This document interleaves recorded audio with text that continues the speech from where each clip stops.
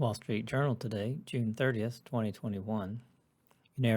United Airlines is making its largest ever plane order to fuel its post-pandemic growth plans, saying it will purchase 200 Boeing 737 MAX jets and 70 larger Airbus A321neos.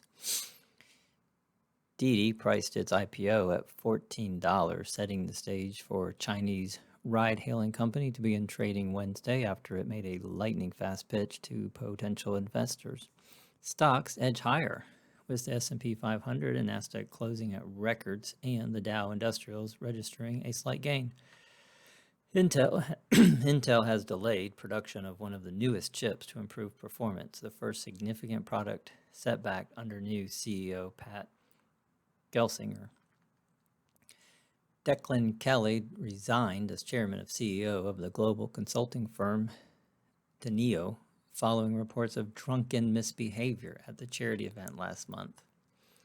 The UK will allow foreign senior executives to leave a 10-day quarantine required of overseas travelers, so long as they can show their business visit is of significant economic benefit. The SEC named New Jersey Attorney General Gerber Gruwall to be the agency's enforcement director. Federal regulators are tightening their oversight of car crashes that involve advanced driver-assisted or automated driving features. 2 Americans apologized in a Tokyo court for helping former Nissan chief Gosen escape from Japan. Most interesting op-ed piece today, maybe several, the school that wasn't there. Certainly interesting. An advocacy group spins diversity and evidence of segregation. Definitely interesting. But today, we're going to take a look at the new racial discrimination. The Supreme Court recently put off whether to hear a case accusing Harvard of discriminating by race in admissions. The court asked the Biden administration for its view on the case, punting a decision to next fall or later. We hope the justices realize that sooner or later they will have to decide whether the new wave of racial discrimination is constitutional. President Biden's emphasis on equity as a dominant policy goal is already creating new challenges in the federal courts. By equity, Mr. Biden means preferences for some racial groups over others to achieve equal outcomes. A federal judge in Wisconsin recently issued a temporary restraining order against $3.8 billion Department of Agriculture program that allocates loan forgiveness by race. And last week, another federal judge, this one in Florida, issued a preliminary injunction. This program, part of COVID-19 relief, is aimed at helping socially disadvantaged farmers. USDA fact sheet boasts that it steers benefits to those who are Black, Native American, Alaskan, Native, Asian American, or Pacific Islander. I doubt they have too many in Florida, but maybe they do, or are of Hispanic Latino ethnicity. The legislation further includes $1.01 billion in funding to USDA to create a racial equity commission and address longstanding discrimination across USDA. White farmers say the program's allocation by race is unconstitutional and that the program could run out of funds before their applications are even considered. Federal Judge William Griesbach in Wisconsin agreed, finding that the government lacked a compelling interest for racial classifications, that its use wasn't narrowly tailored, and that farmers are likely to succeed on the merits of their claim that agriculture's use of race-based criteria violates their right to equal protection under the law.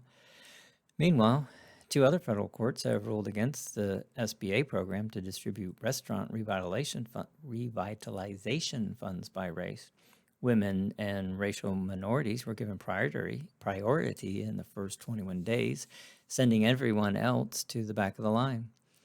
Federal Judge Reed O'Connor in Texas granted a preliminary injunction on grounds the restaurateurs are experiencing race and sex discrimination at the hand of government officials.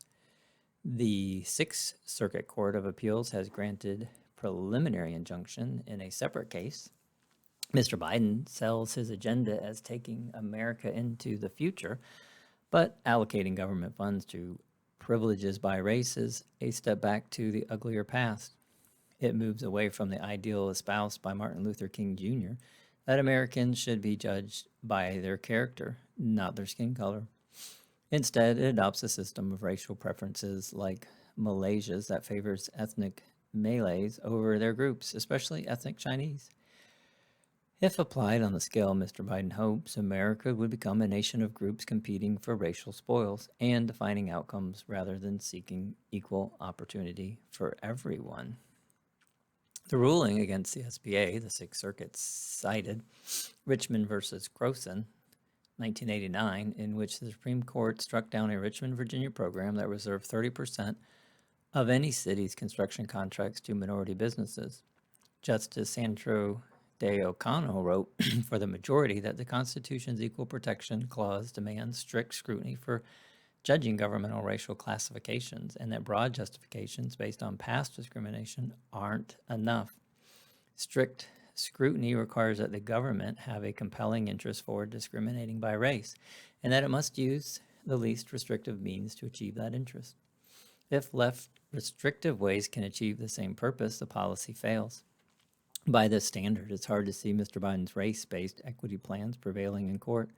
On CBS's Face the Nation this month, Senator Tim Scott, Republican of South Carolina, singled out the desperate treatment for black and white farmers as a perverse example of justifying new discrimination on the basis of old discrimination.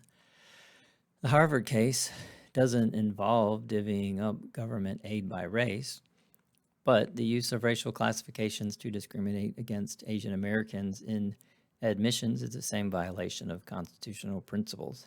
Harvard accepts federal aid and is obliged to follow Title VI of the Civil Rights Act. History shows that discriminating by race breeds resentment and deeper political and social polarization. For the good of the country, this is an issue the Supreme Court can't duck forever.